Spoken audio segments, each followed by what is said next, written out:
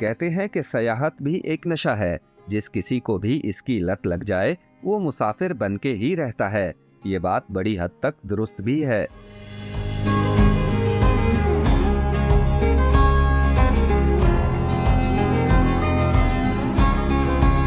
जूं-जूं आप कुदरती नज़ारों के करीब होते जाएं, आंखों की प्यास और मजीद नज़ारों की तलब बढ़ती जाती है। किसी एक मुकाम पर तादेर ठहरने को दिल ही नहीं करता। जी चाहता है कि आगे से आगे ही बढ़ते चले जाएं और कुदरत की रानाइयों को आंखों में समो लें।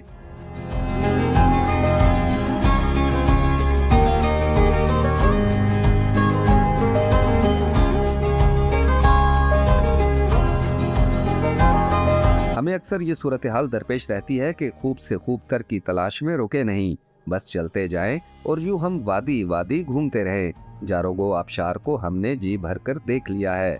यह मुकाम वाकई इतना पुरकशिश है कि इसे देखने के लिए जुस्तजू की जाए, लेकिन अब हम यहाँ से आगे कहीं और जाना चाहते हैं, किसी ऐसे मुकाम पर जहाँ के मनाजिर और कुदरती खूबसूरती यहाँ से कुछ मुख्तलिफ हो।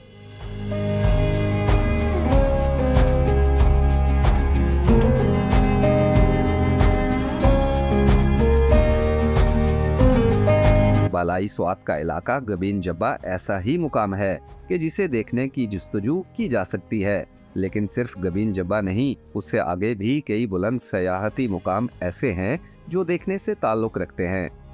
गबीन जब्बा में तो खैर वो तो कोई चंद सालों से बहुत ज़्यादा उसमें तो मतलब आप वो सीज़न में जब शुरू स्टार्ट हो जाता है तो वो तो बिल्कुल उसमें मतलब आप कह सकते अभी तक उस वहाँ पर लाखों लोग आ चुके हैं। सिमिलरली दश्त लैला एक स्पॉट है, आप टूवर्ड बडगोई टॉप जाएं तो वहाँ से एक ऑफ शूट है उसका दश्त लैला, बहुत ज़्यादा खूबसूरत जगह है। लेकिन अनफॉर्चुनेटली लोग जब कुमराट जाते हैं या बडगोई टॉप तक जाते हैं वहाँ से वो चले जाते हैं, लेकिन वो अभी एक अनएक्सप्लोर्ड जगह है। उसके लिए इंशाल्लाह हम कोशिश कर रहे हैं कि उसको भी हम बिल्कुल ओपन कर सकें। रोड है, जीपेबल ट्रैक है, वहाँ पे लोग जाते हैं, लेकिन बहुत स्पेसिफिक वो एक सिलेक्ट टूरिस्ट जाते हैं उधर। तो इंशाल्लाह वो भी है। चुकेल बांडा उसकी मतलब खूबसूरती में बिल्कुल आप देखेंगे, अगर वीडियोज़ इसकी काफ़ी मौजूद भी हैं तो अगर आप देखें तो वो एक बहुत ज़्यादा खूबसूरत जगह है। इंशाल्लाह उसको भी हम एक्सेसिबल बनाएंगे और कोशिश करेंगे कि बिल्कुल एक ऐसे हो कि, लेकिन इसमें यह है कि हम कोशिश करेंगे कि इसकी नेचर ख़राब ना हो, मतलब हम नेचर पे वो कंप्रोमाइज़ नहीं करेंगे। जैसी भी हो हाइकिंग के लिए लोग जाएँ, जीप्स में जाएँ, जैसी भी हो, लेकिन इंशाल्लाह हम कोशिश करेंगे वहाँ पर उनको फैसिलिटीज़ हम प्रोवाइड कर सकें।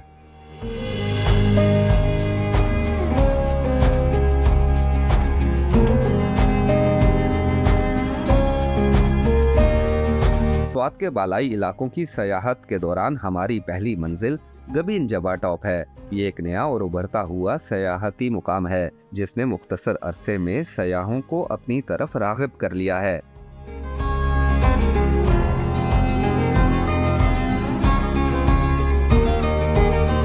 गबीन जब्बा टॉप तक 4x4 गाड़ी के जरिए रसाई मुमकिन है, ताहम अगर आप इन मनाजिर के संग संग घुड़सवारी करना चाहें तो ये ऑप्शन भी मौजूद है, और अगर आप ट्रैकिंग के शौकीन हैं तो फिर ये मुकाम आप ही के लिए है।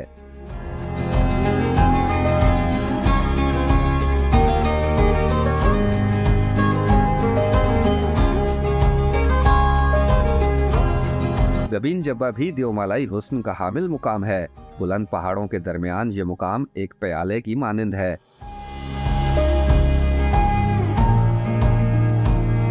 हद निगाह जमीन सरसब्ज कारपेट से मुज़य्यन है, जबकि इतराफ में बुलंद पहाड़ों और बुलंद दरख्तों की बहुतात इस जगह के हुस्न को चार चांद लगा देते हैं।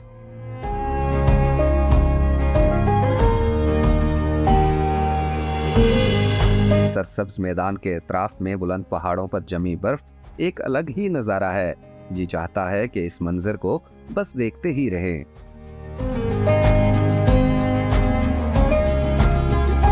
ये है दश्ते गबीन जब्बा।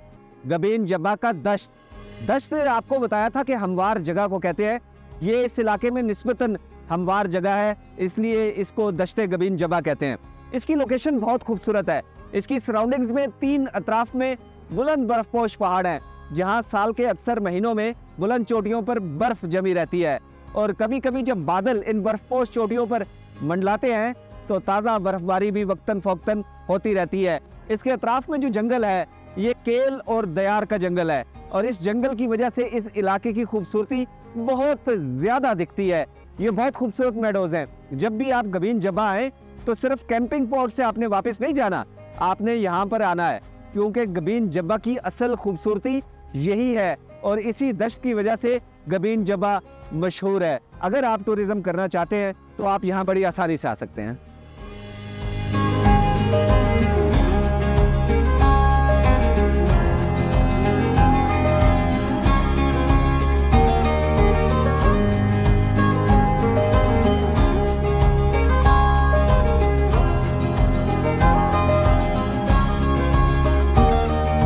यहाँ सयाहों की सहूलत के लिए कैंपिंग पॉट्स और होटलिंग की सहूलियात मौजूद हैं, जबकि गबीन जब्बा टॉप पर कैंपिंग की जा सकती है।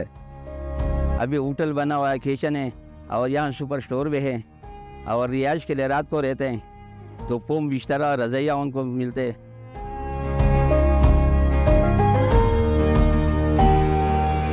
गबीन जब्बा टॉप पर एक तरफ पुरलुत्फ और सहर अंगेज कुदरती नज़ारों की बहुतात है तो दूसरी तरफ हम इंसानों की फैलाई हुई आलूदगी। ये एक तकलीफदेह मंजर है जिसे देखकर बेचैनी और बेकरारी बढ़ती चली जाती है, क्योंकि कुदरती मनाजिर के साथ ऐसी आलूदगी कौन देखना चाहेगा। आखिर हमने अपनी बेकरारी और बेचैनी दूर करने के लिए खुद ही कुछ करने का फैसला किया।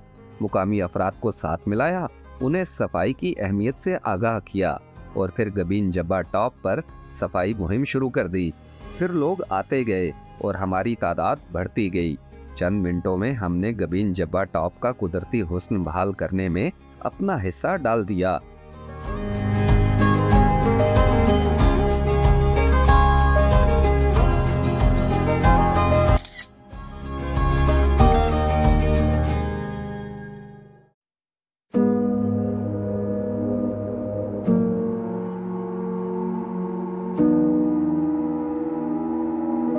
दश्ते गबीन जब्बा की सयाहत के बाद हमने कालाम के लिए रख्ते सफर बांध लिया है।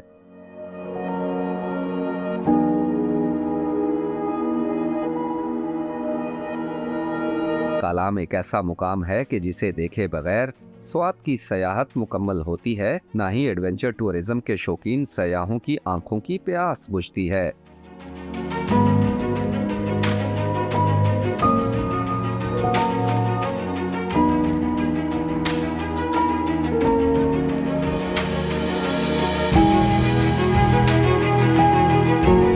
ये मुकाम कदीम दौर में काल नामी एक कोहजादे ने आबाद किया था। आज से हज़ारों साल पहले जो ये जगह डिस्कवर नहीं हुआ था तब, तो ये यहाँ पे जो पहला फ़र्द का नाम लिया आया था, यहाँ पे उसका नाम था काल। तो लाम हमारी जो लोकल लैंग्वेज में कहते हैं एक विलेज को, तो काल उसका नाम था, साथ में उसको लाम मिला दिया, मीन्स काल की विलेज।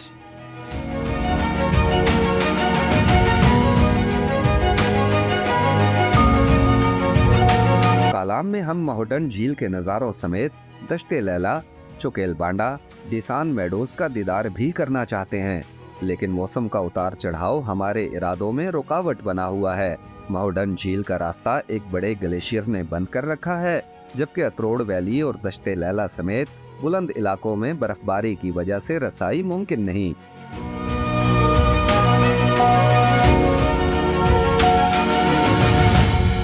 ये है जन्नत नज़ीर वादी कालाम, वही वादी कालाम जिसकी खूबसूरती के बारे में आपने बहुत कुछ देखा और सुना होगा। ये वादी वाकई इतनी खूबसूरत है कि इसको विज़िट किया जाए और इसको फिल्माया जाए। आज हम वादी कालाम पहुँचे हैं और हमारा इरादा यहाँ की मुख्तलिफ जो डेस्टिनेशंस है उनको डिस्कवर करने का है। हम आपको कालाम फॉरेस्ट लेकर जाएंगे, आपको ऊशू विलेज दिखाएंगे।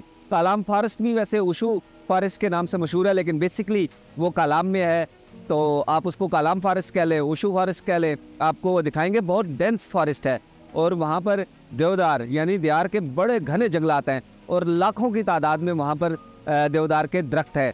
उसके बाद हम आपको वाटरफॉल तक लेके जाएंगे जो कि शंदूर गांव में है। शंदूर गांव तो शायद हमको उसको कहना मुनासिब नहीं होगा। शंदूर एक इलाका है जो सिर्फ गर्मियों में आबाद होता है और टूरिस्ट के लिए वहाँ पर कैंपिंग वगैरह की जाती है। वहाँ पर एक बहुत खूबसूरत आबशार है, वहाँ आपको ज़रूर लेके जाना चाहूँगा। इस वक्त हम दरिया कालाम के साथ हैं। ये वही दरिया कालाम है जो जब बिफरता है तो तबाही मचा देता है, लेकिन जब स्मूथली ये बहता है तो इसकी रवानी और इसकी आवाज़ देखने और सुनने वाली होती है। आप भी इसके ज़रा नज़ारे कर लें।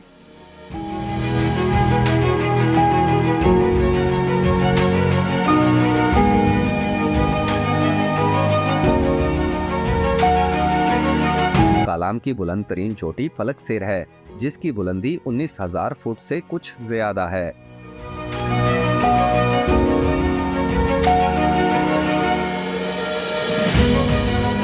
कालाम फोर सीजन सयाहती मुकाम है। मौसम गर्मी का हो या सर्दी का, यहाँ मेहमानों की आमदोरफ्त जारी रहती है।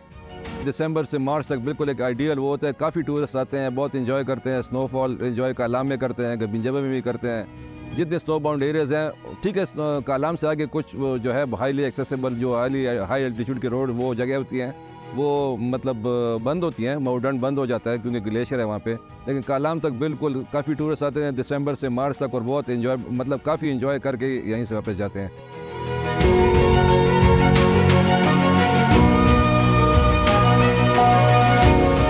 कालाम कुदरती मनाजिर की सयाहत के साथ साथ एडवेंचर टूरिज्म का भी गढ़ है। ऑफ रोड जीप राइड करनी हो या बर्फपोश पहाड़ों में ट्रैकिंग, कालाम इन ऑप्शंस में माला माल है। यहाँ पर तो खैर इतनी एडवेंचर टूरिज्म है कि बिल्कुल आप बेखैर आपको इट विल टेक यू, आपको महीने लग जाएंगे एडवेंचर टूरिज्म में।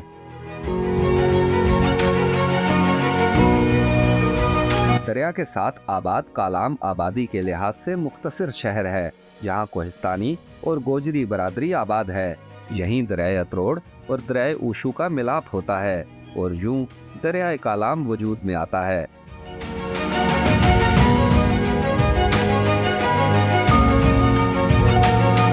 दरिया के करीब ही यहाँ की कदीम जामिया मस्जिद है, जो लकड़ी से बना हुआ शाहकार है।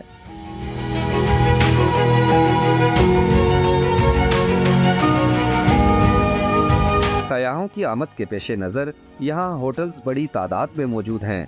कोई भी सयाह अपने बजट के मुताबिक आसानी से रिहाइश का इंतज़ाम कर सकता है। अगर मैं इसको द सिटी ऑफ होटल्स भी कहूँ तो मेरे ख्याल में वो गलत मैं नहीं कहूँगा, क्योंकि यहाँ पे तकरीबन 270 प्लस यहाँ पे होटल्स हैं मुख्तलिफ कैटेगरीज के।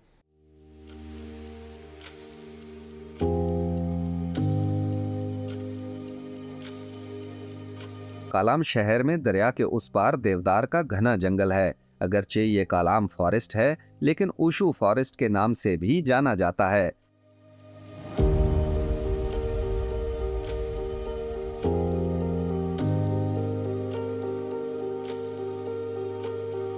ये इतना घना जंगल है कि पहली नजर में ही मरकज़े निगाह बन जाता है।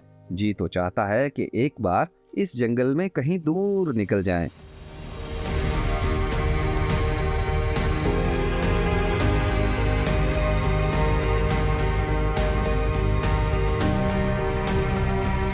कालाम से माउडन की तरफ जाने वाले रास्ते के अतराफ में ये कालाम फॉरेस्ट है।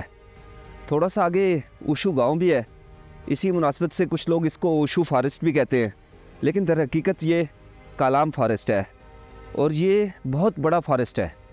इस जंगल को देखकर दिल खुश होता है, क्योंकि इसमें देवदार के दरख्त हैं।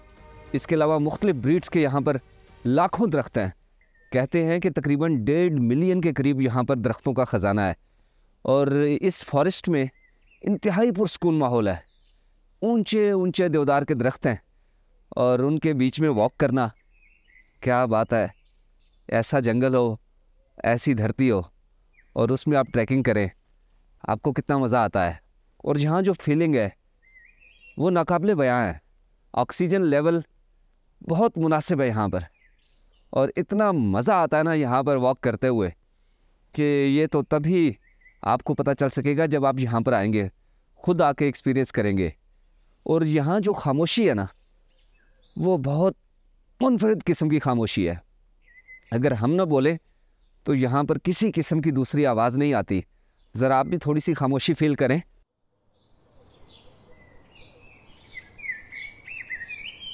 देखिए कैसी खामोशी है ये। और मेरा दिल कर रहा है कि मैं यहाँ पर कुछ टाइम गुजारूं, इस खामोशी को सुनूं, क्योंकि ये खामोशी बहुत कुछ कह रही है।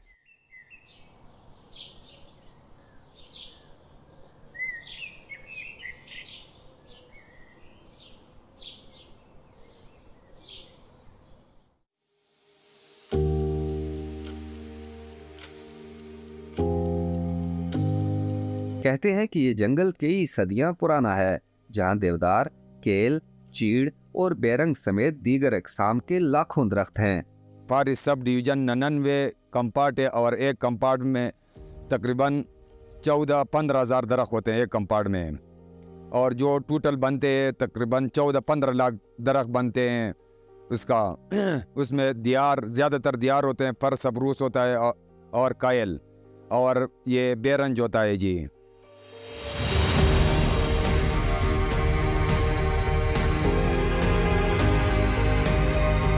कालाम को सयाहों और ट्रैकर्स की जन्नत भी कहा जाता है। यहाँ सयाहत के इतने मौके हैं कि इंतखाब करना मुश्किल हो जाता है कि कहाँ कहाँ जाएं। हमारे पास 2 किस्म के वो हैं। एक है जो सिर्फ ट्रैकर्स के लिए है। इसमें आप अगर देखें तो आप माउडन झील सारे लोग जाते हैं, काफ़ी टूरिस्ट इन्फ्लक्स है। उसके बाद फिर सैफुल्ला झील आता है, वो भी जीप तक आ जाता है। उससे आगे अगर आप ट्रैकिंग पे जाएं तो ये आपको कनेक्ट करता है चतराल के साथ। ये कुछ 6-7 डेज़ का है उसका हाइकिंग, उस पर टाइम लगता है। और उसमें भी बीच में दरमियान में काफ़ी लेक्स आते हैं जो कि बिल्कुल काफ़ी जो स्पेशलाइज्ड ट्रैकर्स हैं उन्होंने देखे हैं, बाकी किसी ने नहीं देखे। तो ये एक एरिया है। अच्छा, जीपीएल ट्रैक्स में आप अगर देखें तो थ्रोड के साइड से आप उधर जाएं, ये शाही बाग एक बहुत ही इंतहाई खूबसूरत जगह है। वहाँ पर आप मतलब टूरिस्ट जाते हैं काफ़ी जीपीएल। उससे आगे फिर काफ़ी झीलें हैं, एक उससे आगे खड़खड़े लेक है, बहुत मशहूर जगह है, खापेरे लेक है। तो ये काफ़ी जगह इस तरह है कि मतलब कुछ आपकी शाही बाग तक आप जीप तक चले जाएंगे, उसके बाद उससे आप हाइकिंग शुरू कर देंगे। तो सिमिलरली बिशीग्राम की साइड पे आप बिशीग्राम तक जाएँ, वहाँ हमारे कैंपिंग पॉट्स भी वहाँ पर हैं, वहाँ पर आप जाएँ। उससे आगे फिर जो है लेक्स है, हाइकिंग ट्रेल्स हैं, बहुत खूबसूरत इलाके हैं।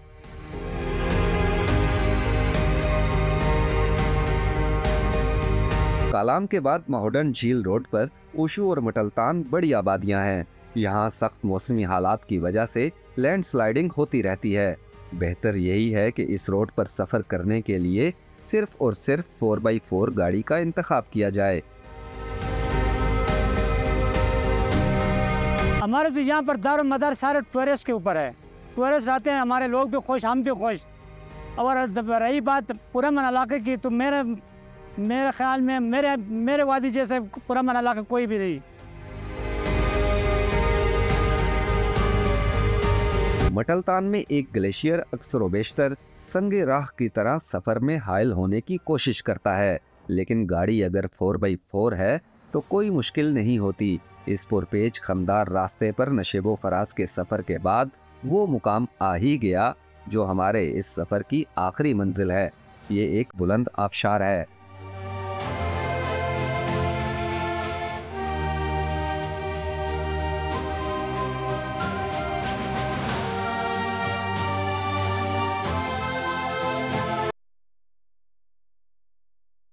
कालाम से माओडन की तरफ जाते हुए ये इंतहाई खूबसूरत एक स्पॉट है जहाँ पर ये आबशार है।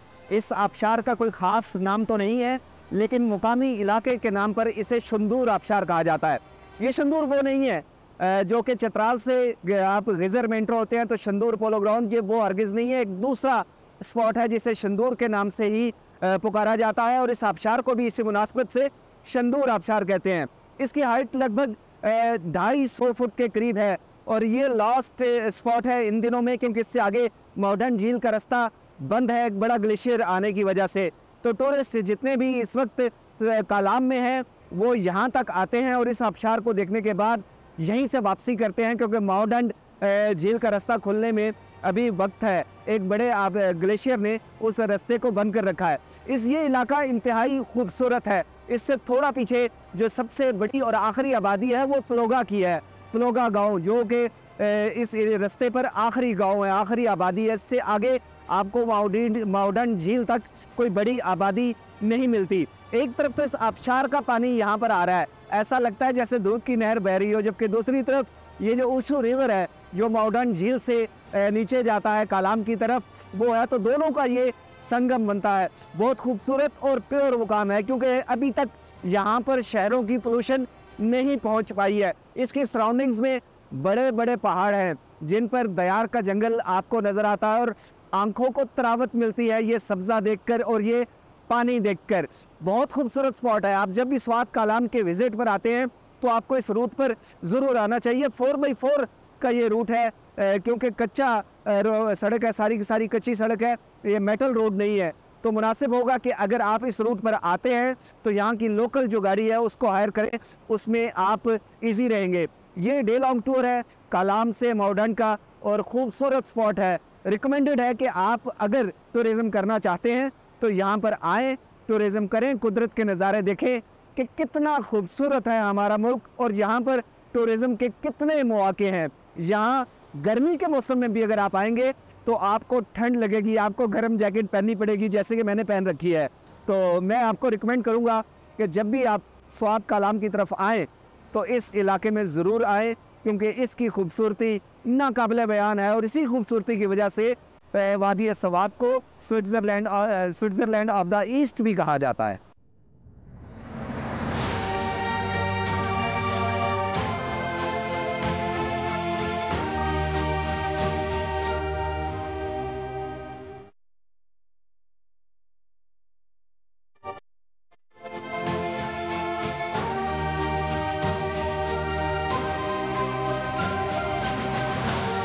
इस आबशार का महल वकू मुनफरिद है। एक तरफ बुलंद पहाड़ी सिलसिला जहाँ से ये आबशार गिरती है, जबकि ऐन सामने दरियाए उशू है जो आगे पहुंचकर दरियाए कालाम बन जाता है।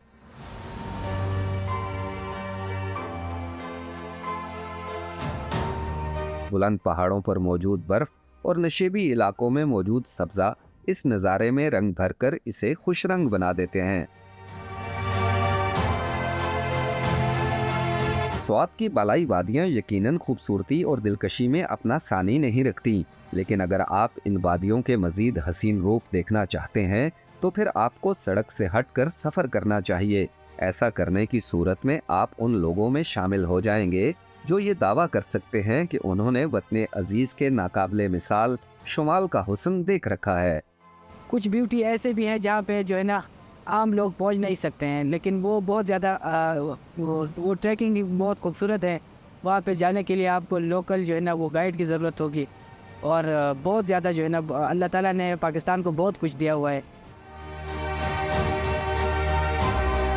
रास्तों की बंदिश के बायस हम इस बार वादी कालाम के दीगर बुलंद इलाकों की ज़ियारत से महरूम रहे।